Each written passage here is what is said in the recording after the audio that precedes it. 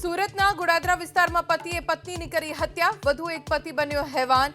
બે દીકરીઓની નજરની સામે ઊંઘી રહેલી પત્નીની ગળું કાપી કરી હત્યા।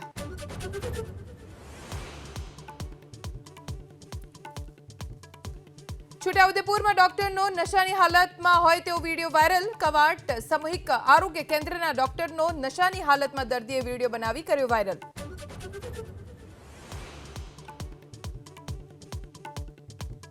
રાજકોટ શાપરમાં આરોગ્ય કેન્દ્રમાં તાપણું કરવા મુદ્દે આરોગ્ય કર્મીનો લૂલો બચાવ। લેબના કામ માટે સળગાવેલ રૂ નીચે પડતા આગ લાગી હોવાનો કર્મચારીનો દાવો।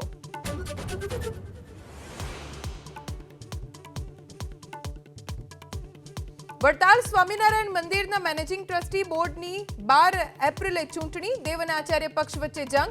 ત્યાગી અને ગૃહસ્થ મતદારોની અંતિમ યાદી તૈયાર।